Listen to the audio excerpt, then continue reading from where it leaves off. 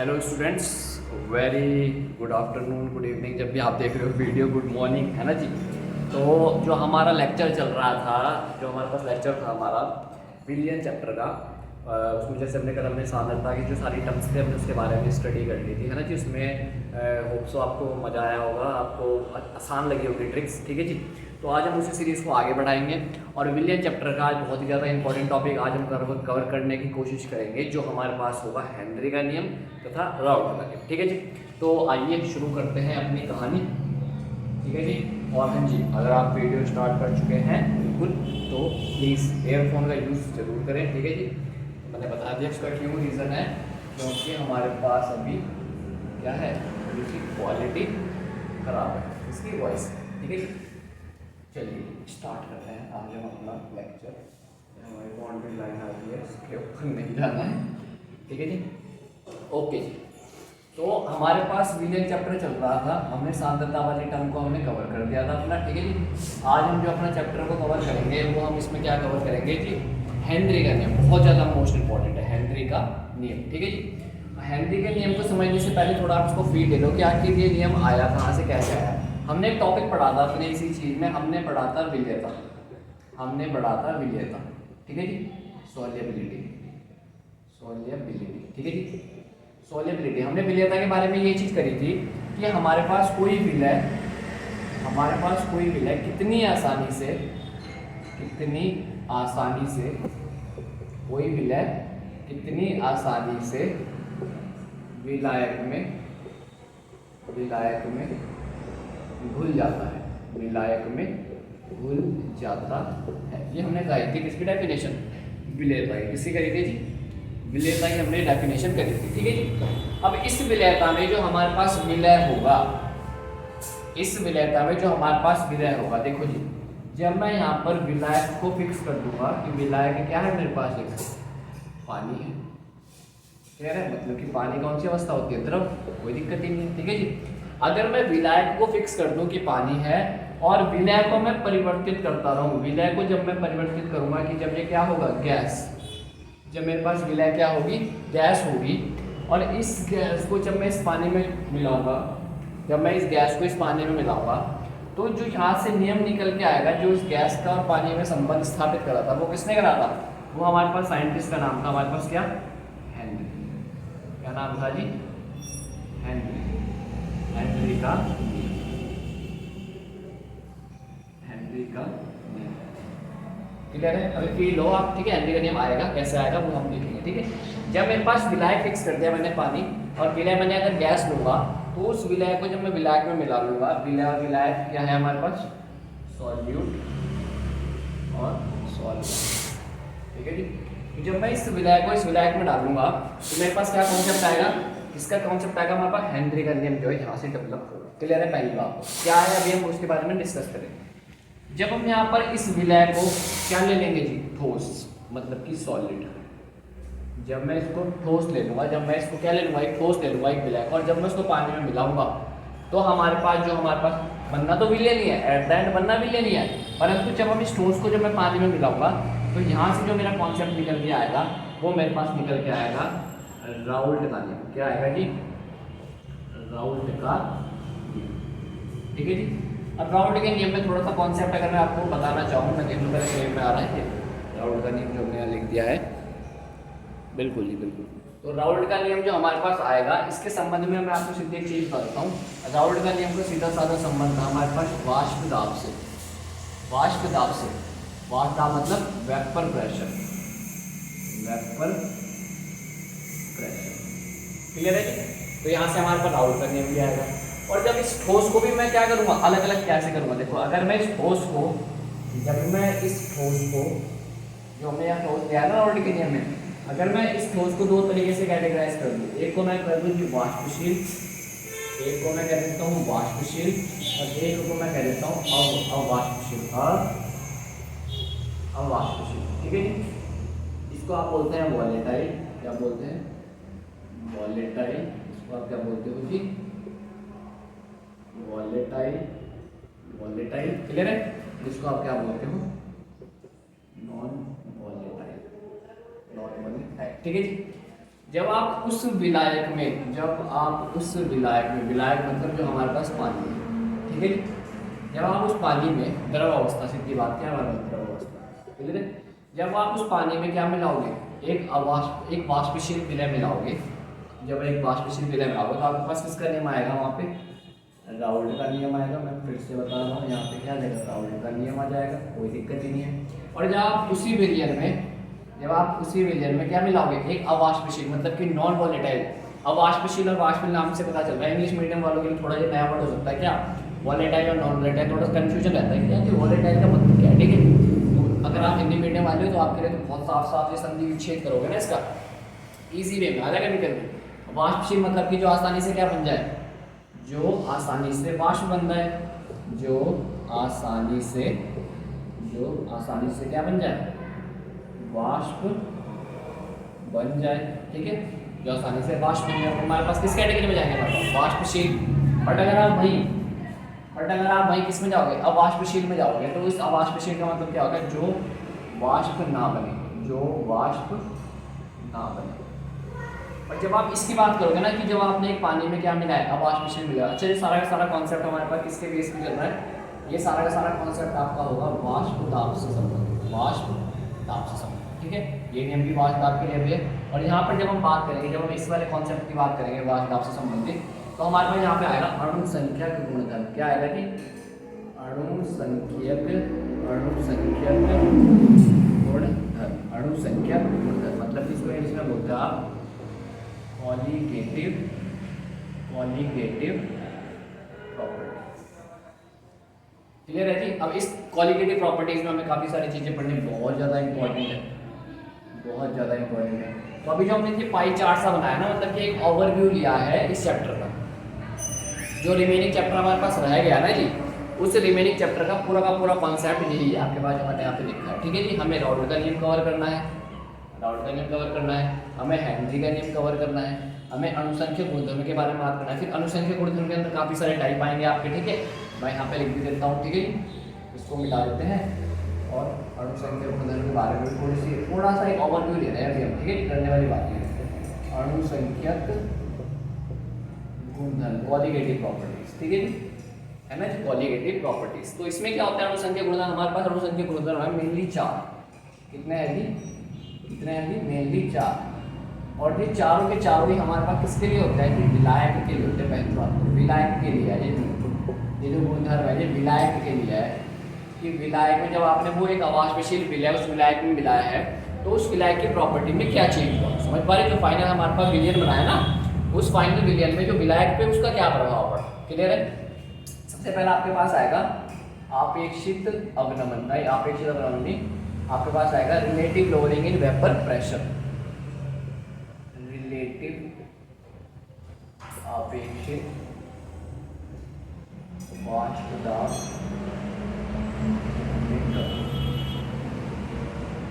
Relative lowering in vapour pressure, वाष्प दाब में आपेक्षित कमी, ठीक है जी। ये हमारे पास आएगा। सेकंड हमें करना है वो हमारे पास आएगा क्या, इसको बोलते हैं हम क्वथनांक में उन्नयन। क्या बोलते हैं जी, क्वथनांक में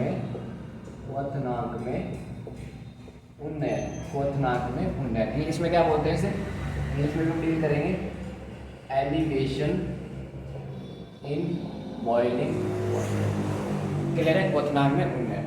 अगला जो हमारे पास आएगा वो क्या आएगा, हिमांक में अवनमन,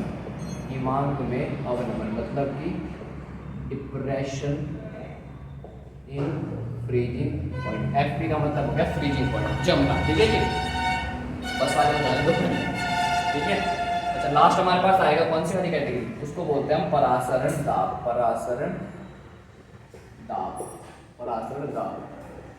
ऑस्मोटिक प्रेशर, क्लियर है कि ऑस्मोटिक प्रेशर। तो हमारे पास ये चार हमारे पास क्या है, कॉलिगेटिव प्रॉपर्टी है, अनुसंख्यक गुणधर्म है, हमें इनके बारे में पढ़ना है, ठीक है जी। तो ये चैप्टर हमारा लगभग इतने पार्ट में हमारे पास रहेगा, जिसमें से सारा ही इंपॉर्टेंट है, कोई सा भी आ सकता है एग्जाम में। हमारे पास हेनरी का नियम, राउल्ट का नियम है, और इसी के चलते थोड़ा सा हटके टॉपिक आता है, बहुत इंपॉर्टेंट टॉपिक रहता है इस चैप्टर से, जिसको हम बोलते हैं आइडियल और नॉन आइडियल। मतलब कि आइडियल और नॉन आइडियल का मतलब क्या हुआ, ये हमारे पास आदर्श और अनादर्श विलयन में, आदर्श और अनादर्श विलयन में हमारे पास क्या आएगा, अंतर है। ठीक है, ये बहुत इंपॉर्टेंट टॉपिक हमारे पास रहता है। क्लियर है जी। तो आज जो हमारे पास कवर करने वाले हैं क्या है, वो हेनरी का नियम है और राउल्ट का नियम है। और फिर राउल्ट के नियम के बाद हम अणुसंख्या गुणधर्म की एक अलग वीडियो बनाएंगे। हमारे पास ये चैप्टर कंप्लीट है। ठीक है, अणुसंख्या गुणधर्म में सारी प्रॉपर्टी आ जाएगी, खत्म, छोटा सा चैप्टर है। ठीक है जी, कोई टेंशन वाली बात नहीं। ठीक है जी, तो आपने ओवरव्यू ले लिया होगा। अगर आप इसके ओवरव्यू के अकॉर्डिंग अगर आप इनकी डेफिनेशन देना चाहो ना, तो आप बहुत आसानी से दे सकते हो। कैसे, अगर आपसे कोई पूछे कि भाई हेनरी का नियम क्या है, आपको कुछ नहीं पता, आपको लेकिन इतना पता है कि भाई एक विलायक में जो द्रव अवस्था में जो कि पानी है, और उसमें जो है किसका मिलन हो रहा है, किसका मिश्रण हो रहा है, गैस का। मतलब कि जब आप किसी पानी में किसी गैस को मिला देते हो, तो ये संबंध किसका आएगा हमारे पास, इस नियम को किसने बताया था, हेनरी ने बताया था। ठीक है, जब आप उस पानी में कोई ठोस अवस्था मिलाते हो, और वो ठोस कैसा होना चाहिए, वो ठोस एक अवाष्पशील होना चाहिए। वो ठोस क्या होना चाहिए, एक अवाष्पशील, सॉरी वाष्पशील। ठीक है, एक ठोस है, अगर आप वो वाष्पशील ठोस को जब उसमें मिलाओगे तो किसका नियम आएगा आपका, है किसका नियम आएगा, राउल्ट का नियम। और ये राउल्ट का नियम और ये सारे का सारा जो कॉन्सेप्ट है ठोस वाला, ये हमारा वाष्प दाब से रिलेटेड होगा, तो हमें वाष्प दाब ही पढ़ना पड़ेगा। ठीक है, तो ये सारा हम कवर करेंगे। तो आज हम किसकी बात करेंगे, हेनरी का नियम। ठीक है जी, कहने का मतलब यह है कि एक पानी है और एक द्रव, मतलब कि अब हम विलयनता के कॉन्सेप्ट को लेके चल रहे हैं।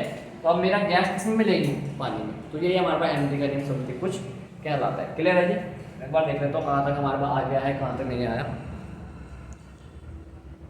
मामला तो ठीक है, थोड़ी ब्राइटनेस बढ़ाऊँ क्या, आप ठीक है, बिल्कुल ठीक है। ठीक है, क्लियर है मामला। ठीक है, टाइमिंग क्या हो गई है, 11 मिनट, बहुत आसानी से जाएगा हमारा ये 2 टॉपिक आज हमें कवर करें। ठीक है जी, अब आप लोग हेडिंग बना लीजिए, हेनरी का नियम, हेनरी का नियम। ठीक है जी, हेनरी का नियम।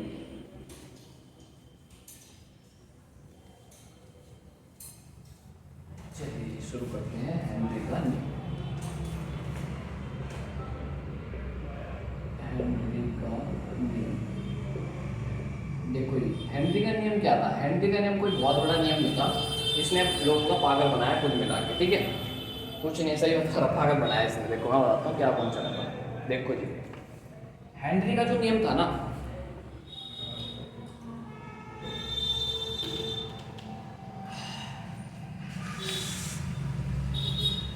देखो जी, जो हमारे पास हेनरी का नियम था, हेनरी के नियम के अनुसार, हेनरी के नियम के अनुसार यदि मुझे किसी गैस को, यदि मुझे किसी गैस को किसमें मिलाना पड़ेगा, किसी विलायक में, जो कि किस अवस्था में होगा, द्रव अवस्था में।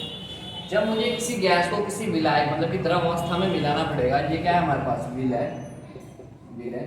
तो ये किस पे निर्भर करेगा, ये ऐसे तो डायरेक्ट मिल नहीं सकते। आप पानी में पानी मिला सकते हो, कोई दिक्कत नहीं है। आप पानी में ठोस मिला सकते हो, कोई दिक्कत नहीं है। आपने नमक और पानी का बहुत बार गोल बनाया, नमक ही क्या ठोस है। क्या आपने ऐसा कभी देखा है कि आपने पानी में क्या मिला दिया, गैस। थोड़ा सा कॉम्प्लिकेटेड हो जाता है, थोड़ा सा मुश्किल हो जाता है किसी पानी को गैस में मिलाना, समझ पा रहे, क्लियर है, या फिर गैस को पानी में मिलाना। ठीक है, अब इसके लिए हमारे पास हेनरी का नियम है। उन्होंने बताया, क्या बताया उन्होंने, इंपॉर्टेंट है, सबसे ज़्यादा इंपॉर्टेंट है, बहुत बार एग्जाम में आया है ये। ठीक है, क्वेश्चन आपके बोर्ड एग्जाम में। तो क्या है ये नियम, देखो गैस के अगर आपने चित्र बनाए होंगे ना जी, तो गैस का आपने जो अपने छोटे क्लास में चित्र बनाया होगा तो कुछ ऐसा बनाएगा, और तरफ का आपने कुछ इस तरीके से रूपांतरण करा होगा। क्या आप पानी में पानी मिला सकते हो, बिल्कुल मिला सकते हैं, बट पानी की डेंसिटी लगभग लगभग समान होनी चाहिए। ठीक है जी, तभी मिलेगा ना। अगर आपका तो अगर आप ऑयल और वाटर को मिलाओगे तो मिलेगा नहीं। ठीक है, मतलब हल्का हल्का नॉलेज ये है कि भाई अगर पानी के हमारे पास लगभग लगभग डेंसिटी समान हो तो क्या वो मिल सकता है। ठीक है, हेनरी ने कहा था कि भाई अगर आपको किसी गैस को विलयन में मिलाना ना, किसी गैस को द्रव में मिलाना है, तो आपको क्या लगाना पड़ेगा, आपको जो है दाब लगाना पड़ेगा। आपको क्या लगाना पड़ेगा, दाब। जितना ज़्यादा आप दाब लगाओगे, जितना ज़्यादा आप दाब लगाओगे, उतना ज़्यादा ये गैस किसमें मिलेगी, द्रव में मिलेगी। मतलब कि आपके पास एक ये इस तरीके का कंटेनर है, ये मेरे पास यहाँ पे क्या है, द्रव है। ये क्या है मेरे पास, द्रव पानी है, मतलब ये द्रव है। और यहाँ से मैंने इसके अंदर क्या भर दिया, थोड़ा सा ये मेरे पास, ठीक है, ये मेरे पास क्या है, गैस। अगर मुझे इस गैस को इस पानी में मिलाना होगा तो मैं क्या करूँगा, मैं जो है ऊपर से क्या लगा दूँगा, इसमें प्रेशर अप्लाई कर दूँगा। मैं जितना ज़्यादा इसमें प्रेशर लगाऊंगा उतनी ज़्यादा ये गैस किसमें मिल जाएगी, हमारी इस द्रव में मिल जाएगी। और मेन कॉन्सेप्ट हमारा यही था कि इस गैस को किसमें मिलाना है, द्रव में। क्लियर है ना बात। तो मतलब कि अगर मैं जितना ज़्यादा ऊपर दाब लगाऊंगा उतना ज़्यादा क्या कराएगा हमारे पास, वो जो गैस है वो द्रव में मिलती रहेगी। अब ऐसा क्या करा इसने, देखो इन्होंने कुछ नहीं करा। अगर आप इस चीज़ पर मान लो ये मेरे पास एक चैम्बर है, इस तरीके से चैम्बर है, और अगर मैं इस चैम्बर के ऊपर दाब लगाऊंगा, जब मैं इसके ऊपर दाब लगाऊंगा तो मेरे पास ना इसका स्ट्रक्चर कुछ कैसा आ जाएगा, कुछ इस तरीके से आ जाएगा, कुछ अणु इस तरीके से आ जाएंगे। ये मेरे पास अभी गैस अवस्था में था और अब ये मेरा किस अवस्था में आ गया, द्रव अवस्था में, लिक्विड फेज में। तो जब मैंने इस पर दाब लगाया तो ये सीधा सीधा किस में कन्वर्ट हो गया, ये मेरे पास गैस से किससे कन्वर्ट हो गया, द्रव में, जबरदस्ती, क्योंकि हमने इसमें क्या कराया, दाब लगाया और फिर हमने इस द्रव को किस में मिला दिया, इस द्रव में मिला दिया। क्या दिक्कत है, यही तो था हेनरी का नियम। उसने इस गैस को सीधा सीधा जब प्रेशर लगाओगे तो वो किस में घुलनशीलता बढ़ा देगा, वो उस द्रव में घुलनशीलता बढ़ा देगा। कैसे बढ़ेगी, इस तरीके से बढ़ेगी। कोई दिक्कत है, अगर आप यहाँ से दाब लगाओगे तो ये जो हमारे पास गैस के अणु है जो दूर दूर है वो कहाँ जाएंगे, पास पास जाएंगे, और वो इतने पास जाएंगे कि वो किस कैटेगरी के चले जाएंगे, वो लगभग किस कैटेगरी चले जाएंगे, द्रव अवस्था के। और द्रव अवस्था का द्रव अवस्था में मिलन तो हो ही सकता है। ठीक है जी, आप इस चीज़ से बिल्कुल इसको आइडेंटिफाई कर सकते हो इस नियम को। ठीक है जी, तो हेनरी का नियम अगर आपको शाब्दिक अर्थ में लिखना हो तो आप क्या लिखोगे, तो हेनरी का नियम ये था कि किसी गैस को किसी विलायक में मिलाने के लिए हमें आंशिक दाब, किसी गैस को किसी द्रव में मिलाने के लिए, किसी गैस को किसी द्रव में मिलाने के लिए हमें आंशिक दाब की आवश्यकता होती है। ठीक है जी, ये दावा का हेनरी का नियम। किसी गैस का द्रव में मिश्रण, किसी गैस का किसी द्रव में मिश्रण उसके आंशिक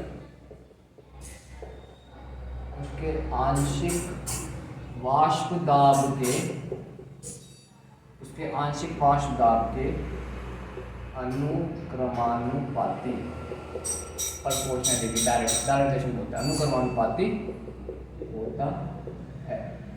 ठीक है जी, किसी गैस का द्रव में मिश्रण उसके आंशिक वाष्प दाब के अनुक्रमानुपाती होता है। ठीक है जी, ये थोड़ा सा नियम हमारे पास किसका है, हेनरी का नियम। इसके अनुसार जब आप लिखते हो तो यहाँ इसको कुछ P is directly proportional to zeta लिखते हो। P इज डायरेक्टली प्रोपोर्शनल, यहाँ पे P क्या है, आंशिक वाष्प दाब, आंशिक दाब, आंशिक दाब, और ये क्या है यहाँ पे, मोलों की संख्या। ये क्या है यहाँ पे, मोलों की संख्या। ठीक है कि मोलों की संख्या, किसके मोलों की संख्या, ये बहुत इंपॉर्टेंट है यहाँ पे, क्योंकि जो हमने स्टेटमेंट लिखी है ना, ये इस स्टेटमेंट में सेट नहीं बैठता। हमने कहा भाई वाष्प दाब तो बढ़ा रहे बट मोलों की संख्या बढ़ रही है, ये कैसे है ना, बहुत ज्यादा कंफ्यूजन वाला मामला आ जाता है बच्चे। मैं बताता हूँ इसका क्या कॉन्सेप्ट है। ये जो यहाँ पे ये जो मोलों की संख्या लिखा हुआ ना या जीटा, ये मोलों की संख्या बताता है कि उस द्रव में जो हमारे पास वो पानी था, उस पानी में जो ये मेरे पास क्या है, गैसेस की क्या है, अणु है, वो कितने ज़्यादा उपस्थित है। क्लियर है, मतलब कि ये जो हमारे पास द्रव है ना, ये द्रव, ये हमारे पास द्रव है और ये मेरे पास क्या है, गैस। जैसे जैसे मैं दाब लगा रहा हूँ, जैसे जैसे मैं दाब लगा रहा हूँ तो इस विलयन में, एक तो ये विलयन बन गया, एक और आपको चीज़ यहाँ पे मैं नोट करवा के लिखवाना चाहूँगा। नोट में क्या कि P हम तब यूज करेंगे जब हमारे पास क्या होगा, मिश्रण होगा, मिश्रण होगा या विलयन होगा, मिश्रण या विलयन का दाब। इसको हम क्या बोलेंगे, आंशिक वाष्प दाब। क्या बोलेंगे इसे, आंशिक वाष्प दाब। क्लियर है, पार्शियल वेपर प्रेशर क्या बोलते हैं इसे इंग्लिश में, partial vapour pressure, partial vapour pressure. परंतु यदि यहाँ पे कुछ ऐसा आ गया तो इसको बोलते हैं शुद्ध अवस्था में वाष्प दाब, शुद्ध वाष्प दाब, प्योर वेपर प्रेशर। जी यहाँ पे जो नोट लगाया ना, ये शुद्ध अवस्था का वाष्प दाब है, मतलब कि उसके अंदर कोई मिश्रण नहीं है। अगर पानी है तो सिर्फ पानी है, मैं पानी को नीचे से गर्म कर रहा हूँ, और वाष्प दाब का मतलब तो आपको पता ही है, वाष्प दाब का मतलब समझते हैं, शुद्ध वाष्प दाब, ये दाब है यहाँ पर। ठीक है, वाष्प दाब का मतलब कुछ नहीं होता, ये आपका एक चैम्बर है, यहाँ पे आपका क्या है, एक बंद चैम्बर है, जो बर्तन है जो कि ऊपर से ढका हुआ है। ठीक है, यहाँ पे ढक दिया हमने। ठीक है, और मैं यहाँ पे इसको हीट प्रोवाइड कर रहा हूँ। हीट प्रोवाइड करने से क्या हो रहा है, ये जो मेरे पास जो इसके ऊपर की सतह घटना है ना, ये तो यहाँ से जो मॉलिक्यूल होंगे गैस इसके द्रव के, वो किसमें बदलना चाहेंगे, गैसेज में। और वो जो है गैस बदलने के बाद जब यहाँ पे क्या आते हैं, साम्य अवस्था आ जाती है ना, जब यहाँ पर साम्य अवस्था आ जाती है, इक्विलिब्रियम पॉइंट आ जाता है, इक्विलिब्रियम पॉइंट, तो यहाँ पर ये जो हमारे पास ऊपर का जो दाब है वो ऊपर वाली सतह पर क्या लगाती है, दाब लगाती है, जिसको क्या बोलते हैं हम, वाष्प दाब बोलते हैं, ठीक है। और यहाँ पे अभी आंशिक वाष्प दाब का मतलब क्या है, सिर्फ और सिर्फ प्रेशर है, दाब लगना किसी चीज का वही है, ठीक है। अब यहाँ पे आंशिक वर्ड इसलिए यूज करा है क्योंकि इस द्रव में क्या मिल गया, शुद्ध नहीं रहा ना कोई चीज। शुद्ध का मतलब होगा जैसे पानी है तो सिर्फ पानी है, बेंजीन है तो बेंजीन है, CCl4 है तो CCl क्लोरोफॉर्म, समझ पा रहे। मतलब कि शुद्ध अवस्था के लिए हम इस वाले वर्ड का यूज करेंगे। बट अगर वहाँ पे कोई भी मिश्रण हो गया, कोई भी मिश्रित अवस्था आ गई, जैसे विलय और विलायक आ गया, तो वहाँ पर उसको क्या बोलेंगे, आंशिक वाष्प दाब, जिसको हम P से रिप्रेजेंट करेंगे। क्लियर है, ठीक है जी, ठीक है जी। तो यहाँ पर ये भी हमें नोट लिखवा दिया, ठीक है जी। तो यहाँ पे समझ में आ गया, तो अपने यहाँ पे क्या यूज करा, आंशिक वर्ड यूज करा, क्यों क्या आपको समझ में आ गया, आंशिक का, ठीक है जी। मोलों की संख्या समझ में आ गई, मोलों की संख्या किसकी, विलायक में गैसों की मात्रा, विलायक में गैसों की मात्रा, सीधी बात। जितना ज़्यादा दाब लगाओगे उतनी जो है विलायक में गैसों की मात्रा बढ़ेगी, सीधी बात है, समझ पा रहे। तो मोलों की संख्या यहाँ पे किसको रिप्रेजेंट कर रहा है, गैसों के मोलों की संख्या को रिप्रेजेंट कर रहा है, जो कहाँ पर उपस्थित है, गैसों के मोलों की संख्या रिप्रेजेंट कर रहा है जो विलायक में उपस्थित है। क्लियर है, समझ पाए। जो P है हमारा आंशिक वाष्प दाब, वो किसके अनुक्रमानुपाती होते हैं, मोल अंश, इसको क्या बोलते हैं, मोल अंश, क्या बोलते हैं इसे, मोल अंश। ये जो अनुक्रमानुपाती है ना जी, ये डायरेक्ट रिलेशन, ठीक है, ये बात क्लियर हो गया। अब हमें इसकी प्रोपोर्शनैलिटी का साइन बता देंगे, मतलब अनुक्रमानुपाती का साइन जब हटाएंगे तो यहाँ पे कांस्टेंट आएगा जो इस तरीके का होगा, और यहाँ पे ये KH क्या है, यहाँ पे हेनरी का स्थिरांक, क्या है ये, हेनरी का स्थिरांक। क्लियर है जी। वो आपको हेनरी का स्थिरांक दे देगा, वो वाष्प दाब दे देगा, वो कहेगा बताओ मोलों की संख्या कितनी है। मोलों की संख्या आप देखो, यहाँ पर मोलों की संख्या यहाँ पे दो तरीके से रिप्रेजेंट, यहाँ पे किसकी बात करें, गैसों की मोलों की संख्या, तो यहाँ पर ये कुछ ऐसा भी हो सकता है। मोलों की संख्या को हम यहाँ पे जीटा है ना, जीटा ऑफ गैस, मोलों की संख्या गैसों की कैसे होगी, मैंने कल भी बताया था मोल अंश कैसे निकालते हैं, जो भी यहाँ पे होगा उसके मोलों की संख्या यहाँ आ जाएगी। एन मोलों की संख्या किसके, गैसों की, बटे गैसों की प्लस इसकी तरफ, यहाँ से हमारे पास ये कौन सा क्वेश्चन दे सकते हैं। क्लियर है, मतलब कि आप इस फॉर्मूले को कुछ ऐसा भी लिख सकते हो, एन गैस और एन तरफ। क्लियर है जी। तो ये आपका किसका नियम है, आपका हेनरी का नियम है, बहुत ही ज़्यादा इंपॉर्टेंट रोल प्ले करता है। मतलब कि जितना ज़्यादा आप प्रेशर लगाओगे, जितना ज़्यादा आप दाब लगाओगे, जितने गैसों के अणु इसमें मिलेंगे, पानी में मिलेंगे। जितना ज़्यादा आप दाब लगाओगे गैसों के अणु पानी में उतने ज़्यादा घुलेंगे। क्लियर है बात, इसमें कोई दिक्कत है। हेनरी का नियम यही है आपका, ठीक है जी। न्यूमेरिकल आपको मैंने बता दिया किस पैटर्न क्या है, न्यूमेरिकल वाला पार्ट हम कवर नहीं करते हैं, बट इसका मतलब ये नहीं है कि आप करो ही ना, ठीक है। आप करो, अगर आपको कोई समस्या आती है, अगर इस न्यूमेरिकल से इस पार्ट से नहीं होता तो आप बता देना, ठीक है जी। क्लियर है जी मामला। हेनरी का नियम मेरे हिसाब से क्लियर हो गया होगा। लाइट का इशू तो नहीं आ रहा है, क्योंकि लाइट जो है धीरे धीरे कम होती जा रही है हमारी। चलो जला के देख लेते हैं, कुछ रहा है, बिल्कुल रहा है, परंतु वो बहुत कहाँ जा रहा है, देखते हैं। पीछे यहाँ लगा के, ये वाला शायद से नहीं।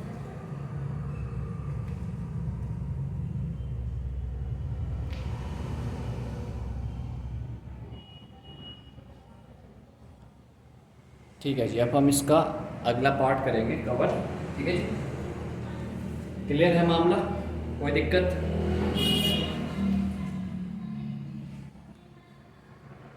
ठीक है जी, ये हमारा हेनरी का नियम हो गया, हेनरी का नियम हमारा कवर अप हो गया। हेनरी के नियम के अनुप्रयोग करता है, बहुत इंपॉर्टेंट है हेनरी नियम के अनुप्रयोग, ठीक है जी। हेनरी के नियम के अनुप्रयोग, एप्लीकेशंस, कहाँ कहाँ हम इसको यूज करते हैं अपने नॉर्मल जिंदगी में, ठीक है जी। हेनरी के नियम के अनुप्रयोग क्या है, हमारे पास हेनरी का नियम। अब आएंगे उसके अनुप्रयोग। मैं यहाँ लिख देता हूँ, हेनरी का नियम हमारे पास कुछ ऐसा निकल के आया था, ठीक है जी। क्लियर है, यहाँ पे हमारे पास आएगा अनुप्रयोग। क्या है अनुप्रयोग, क्या बोलते हैं इसे, एप्लीकेशन। वो नहीं है टू द प्रिंसिपल एसपीएम, वो नहीं है, ठीक है। एप्लीकेशन का मतलब है अनुप्रयोग की, इनको हम कहाँ कहाँ यूज कर सकते हैं अपने नॉर्मल जिंदगी में, ठीक है। बहुत इंपॉर्टेंट है, बहुत ही ज़्यादा इंपॉर्टेंट। डायरेक्ट आ जाता है क्वेश्चन कि भाई हेनरी के नियम के कुछ 2 अनुप्रयोग बताओ, 3 अनुप्रयोग बताओ। 3 ही आपके एनसीईआरटी में हम तीनों को ही मेंशन करते हैं यहाँ पे। ठीक है जी। इग्नोर जो है सबसे पहला जो भी आपकी कोल्ड ड्रिंक इंडस्ट्री है, कौन सी कोल्ड ड्रिंक इंडस्ट्री, ठीक है जी। मतलब कि कोल्ड ड्रिंक का मतलब कोल्ड ड्रिंक का जो उद्योग है, इंडस्ट्री को आप क्या बोलोगे, उद्योग। जो कोल्ड ड्रिंक उद्योग है वहाँ पर सबसे ज़्यादा यूज़ किया जाता है। कोल्ड ड्रिंक उद्योगों में इसका भरपूर मात्रा में यूज़ किया जाता है। कैसे? जब भी आप आज के बाद कोई कोल्ड ड्रिंक लेके आओगे, ड्यू लेके आओ, कोई सी भी लेके आओ, माजा मुजा का आइडिया नहीं है मुझे, बट जिसमें जो है कुछ गैस है, मतलब जिसको आप पीके आपको गले में लगे ना, उस वाले फिनोमेना वाले पार्ट में जब आप जाओगे तो वहाँ पर आपको पता है कि जो कोल्ड ड्रिंक है ना, कोल्ड ड्रिंक कुछ नहीं है कि आपका बेको बनाया जा रहा कंपनी के द्वारा। कोल्ड ड्रिंक होता है आपका कार्बोनेटेड वाटर। क्या होता है? Carbonated water. कार्बोनेटेड वाटर का मतलब हो गया कि आपके पास कार्बन डाइऑक्साइड और पानी को मिक्स करके आपको प्रोवाइड किया जा रहा है। अब आप कहोगे कि हम तो घर में बना लेंगे इसे, कार्बन डाइऑक्साइड हमारे पे भरपूर मात्रा में है और पानी भी हमारे घर में काफ़ी सारा है ना, तो हम घर में क्यों नहीं बनाते? तो भाई हेनरी का नियम नहीं बताना, क्योंकि अब हेनरी का नियम बताओगा अब आपको तो आप घर पे बना लोगे। और फ्लेवर मिलाने के लिए तो आप उसमें कोई सा भी कलर मिला दो, ठीक है, मीठा खट्टा जो उनका चीज़ है ना। तो बट मेन चीज़ क्या है इसकी कि ये क्या है हमारे पास, एक कार्बोनेटेड वाटर है जी। क्या है ये? Carbonated water. कार्बोनेटेड वाटर का मतलब हो गया, कार्बोनेटेड का मतलब हो गया CO2 और H2O, इन दोनों को मिक्स करा हुआ। CO2 एक गैस है और H2O एक द्रव है, इन दोनों को मिक्स करा हुआ। कैसे मिक्स करा हुआ? अब गैस से डायरेक्ट तो मिक्स नहीं होगी, तो ये मिक्स करने के लिए आपके पैसे लेते हैं कंपनी वाले, ठीक है। आपको जो पी के आपको डकार आती है ना, वो डकार किसकी आती है? वो CO2 गैस की आती है जो उसमें ऑलरेडी फिल्टर्ड थी, ठीक है। और आप सोचते हो कि पेट बढ़िया हो गया है, ऐसा नहीं होता है, ठीक है। तो बहुत ज़्यादा खतरनाक है, क्योंकि आप डायरेक्ट क्या कंज्यूम करें? CO2, और आपकी बॉडी CO2 एक्सेप्ट नहीं करती है, आपकी बॉडी CO2 रिलीज करना चाहती है और आप उसको कंज्यूम कर रहे हो, ठीक है जी। बहुत ज़्यादा खतरनाक नहीं होगी। अब वो CO2 आपकी गैस की फॉर्मेट में कैसे बाहर आती है, देखो मैं बताता हूँ। ये हेनरी का नियम है पूरा। आज के बाद कोई ज्ञान मांगी कोल्ड ड्रिंक का तो यहाँ से दे देना पूरा का पूरा, ठीक है। क्या कॉन्सेप्ट है? होता क्या था, ये आपके पास एक पानी है और इसमें आपके CO2 ये आपके पास गैस है। हमने ऊपर क्या करा? प्रेशर अप्लाई करा। प्रेशर जितना ज़्यादा लगाएंगे वो CO2 किस में घुल जाएगी? वो CO2 आपके इस पानी में घुल जाएगी और ये पानी आपका क्या हो जाएगा? कार्बोनेटेड वाटर बन जाएगा। कार्बोनेटेड, हर एक कोल्ड ड्रिंक में लिखा रहता है कार्बोनेटेड वाटर, ठीक है। तो ये CO2 हाई प्रेशर पर क्या करा? पानी में घुल गई और वो आपको प्रोवाइड कर दी। जब आप उसका ढक्कन खोलते हो जैसे हो जाती है ना, तो जैसे प्रेशर कम होगा, हेनरी का नियम वैसे काम करेगा। जितना ज़्यादा प्रेशर लगाओगे उतना ज़्यादा मोल अंश मिलेगा किसका? गैसों का। और ये जितना जैसे जैसे ये कम होगा, जैसे आप उसको पियोगे तो कम हो गया ना उसका दाब। अब उसका जब दाब कम हो गया, क्योंकि वो तो हाई प्रेशर पे पैक है ना, जैसे आप उसका दाब खोलोगे तो ये हमारे पास क्या हो जाएगा? ये भी क्या हो जाएगा? कम हो जाएगा। मतलब कि जो गैसीय अवस्था है वो धीरे धीरे जो हमारे अंदर घुली हुई थी वो कहाँ चली जाएगी? फिर से गैस अवस्था में जाना चाहिए और इसी तरीके से वो आपके डकार की फॉर्मेट में ये क्या आएगा आपका? डकार। डकार को इंग्लिश में क्या बोलते हैं? ठीक है, जो भी बोलते हो, ठीक है। तो ये आपकी इस तरीके से आपको डकार आती है। क्लियर है? तो मतलब कि आपकी जितनी भी कोल्ड ड्रिंक इंडस्ट्री है उसमें CO2 गैस को उस पानी में मिला के आपको प्रोवाइड की जा रही है। और वो किस नियम के आधार पे? हेनरी का नियम, क्योंकि आप जितना ज़्यादा प्रेशर अप्लाई करोगे उतना ज़्यादा वो CO2 उस पानी में घुल जाएगा। समझ पा रहे? बहुत इंपॉर्टेंट है। पहला कॉन्सेप्ट आपको समझ में आ गया होगा मेरे हिसाब से, ठीक है। कार्बोनेटेड वाटर में इसको यहीं छोड़ देता हूँ, मेंशन करा हुआ। अगला जो हमारे पास आता है वो हमारे पास आता है बहुत इंपॉर्टेंट, कि जो हमारे पास पहाड़ी इलाके होते हैं। जैसे आपको पता है कि पहाड़ी इलाकों में आप ऐसे डायरेक्ट नहीं जा सकते, नहीं हमारे यहाँ आ जाओ आप चक्रोतर घूमो, कोई दिक्कत नहीं, मसूरी घूमो, परंतु जब आप बहुत ज़्यादा हाइट पे जाते हो, बहुत ही ज़्यादा हाइट पे, तो आप ऐसे नहीं जा सकते। कोई दिल का मरीज है, आप ऐसे डायरेक्ट आपका मूड बना, आपने कहा माउंट एवरेस्ट पर चढ़ जाते हैं, तो ऐसा नहीं होता। ऐसा क्यों? क्योंकि जैसे जैसे आप अपने क्षेत्र से ऊपर की तरफ जाते हो, अपने क्षेत्र से ऊपर पृथ्वी की तरफ जाते हो, ऊपर की तरफ जाते हो, तो वहाँ पे क्या होता है? वहाँ पर जैसे जैसे आप ऊपर की तरफ जाओगे वहाँ पे क्या होगा? जो आपका दाब है वो क्या हो जाएगा? कम हो जाएगा। और जैसे जैसे आप नीचे जाओगे दाब क्या हो जाएगा? और ज़्यादा अधिक, प्रबल हो जाएगा। प्रबल, डबल बना दिया मैंने, बहुत ज़्यादा। ये ऊपर एरो का मतलब है ज़्यादा, ठीक है, और नीचे एरो का दाब है मतलब कम, ठीक है। मैं पहले वीडियो देख लेता हूँ, वरना फिर वो 2 पार्ट में कन्वर्ट हो जाती है, ठीक है जी। इसको हम अगली वीडियो में कवर करेंगे, क्योंकि टाइम हो गया 20-30 मिनट का, और ये वीडियो फोन वाले जाने क्या है, ठीक है जी। तो इसको हम करते हैं अगले पार्ट में भी कवर, ठीक है जी। ओके।